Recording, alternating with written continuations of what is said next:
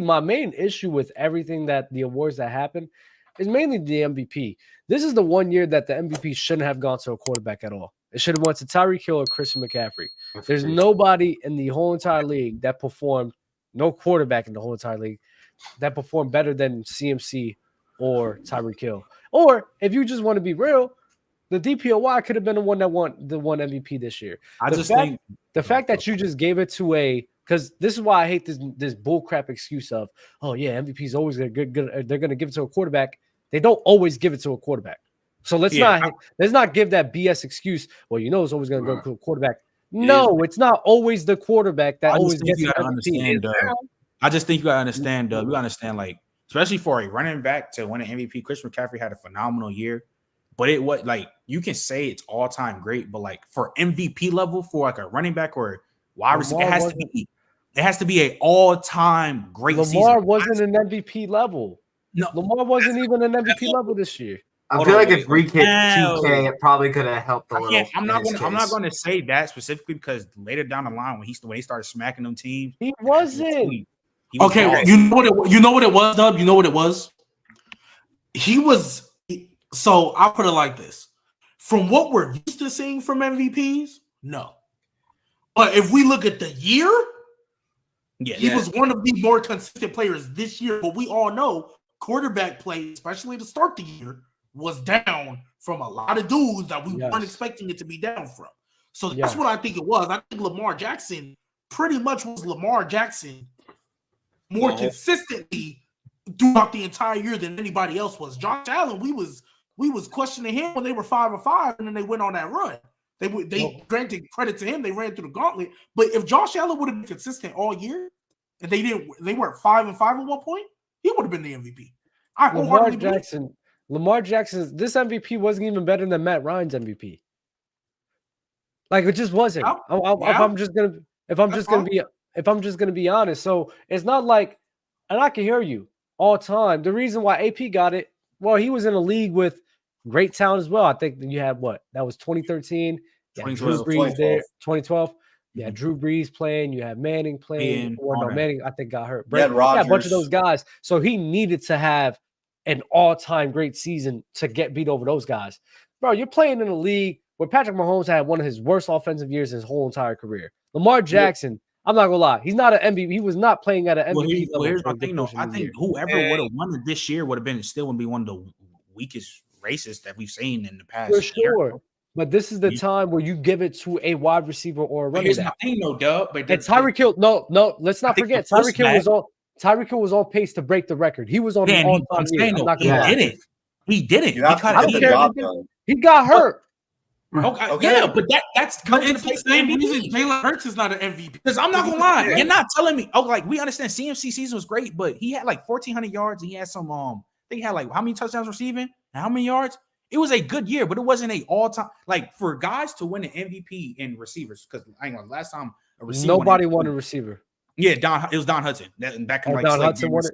Slavery time. Okay. But like for a running back to win MVP, you're gonna have to CMC went crazy, but it's not crazier enough to win MVP. CMC went crazy enough to win MVP. You had basically 1,800 yards on 13 TDs. Yeah, this year. There's no reason why Tyreek Hill is not the MVP of the league. There's no reason to me. It's also the carry job. Like I'm talking about 2012 AP, the carry job that he had to do with that Vikings. Christian Ponder. What do you think that Tyreek Hill was doing for Tua? No. I'm not saying carrying the ball. They don't view Tua like Christian Ponder. Yeah, it was. It's not on that level of AP. I'm not hearing that, bro. What you mean you not? Why are you bringing up AP? Well, we're talking about this year. The last one that was a non-quarterback to win. Comparing it to the guys today. Like I said, he had a bigger bar to reach than this season's. This season, you didn't need to have a Christian Ponder quarterback to win an MVP. But he also ran for 2K off of a torn ACL too, though. Yeah, okay, cool. That does help AP's case. They went 3-13. If he would have just played, but you're comparing AP. Why? But this is what I'm saying. That's what it takes to win MVP. Even in that, look, can we just be honest about it? Let's just be honest. If AP would have played the season before and then ran for 2K, does he still win MVP? No, he doesn't win it. No, he So, doesn't. so the fact that he tore his ACL and then did it is, and to remind you, he could have broke the record. They chose not to for the sake of the win. Which yeah, exactly. I He won MVP and comeback player that year. Like that's the like that shit. Yeah, Like crazy. you know what I mean? Why Like, are you bringing AP into this? Because those are There's no reason to do that. The reason why, no, because I just told you the reason why he had to perform on that level, because you was going up against a crazy quarterback pool. What you mean? In a quarterback pool of players, he had to that is perform not because of his team, not because of the players that he was no, going we're against. talking about winning an MVP. He needed to have that narrative of tearing an ACL. They had that narrative playing on the trash Vikings crew because of how many guys that was on this crew. I'm saying you do not need that narrative to win this year because nobody was performing at a high enough level. So you guys keep bringing AP into this equation for no reason because it doesn't matter because nobody was playing on the level of Manning, Breeze, or Tom Brady or none of those guys. Well, here's my thing, though. I don't think what you're saying is wrong, but I don't think the NFL will ever give an award to a wide receiver or a running back that's having because to me personally, they had phenomenal season, but it wasn't all time great for them to give them an MVP. I don't see them doing that. I think they never will. They're going to give it to a quarterback who's been playing well consistently from the majority of the year, and that's what Lamar did. When Lamar went on that stretch, when he smacked the 49ers, smacked the Dolphins, he had the MVP in his back pocket. Just like if Brock Purdy would have beaten the Ravens, the MVP was at his crib. It was over. And the NFL at the end of the day is still a business. And if we're just being honest, the quarterback is technically the most business money bringing in position on that entire field. Whether we like it or not, that's why they get all the big bucks. That's why they get the biggest contracts, the biggest guarantees. That's why when we go into the draft, that's why quarterbacks are one of the most highly sought after positions next to pass rusher, in my opinion.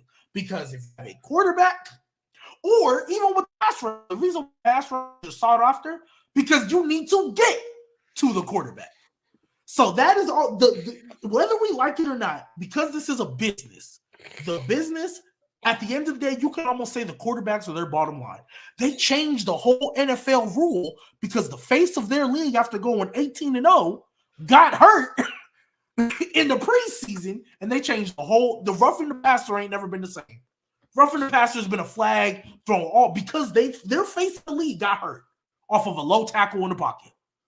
So the quarterbacks are gonna be their bottom line. That's what they drive. That's how they make their merch. That's who gets most of the business deals, the endorsement deals. That's the pretty faces they like putting on the commercial. The whole nine. So that's why it's like we're not saying it's right. We're not saying that's what we want it to be. I would love if running backs and wide receivers can get the same kind of love. But at the end of the day, in a business world, they never are. And let's be real. The quarterback position has been the most biggest bottom line forever. It ain't changed again. And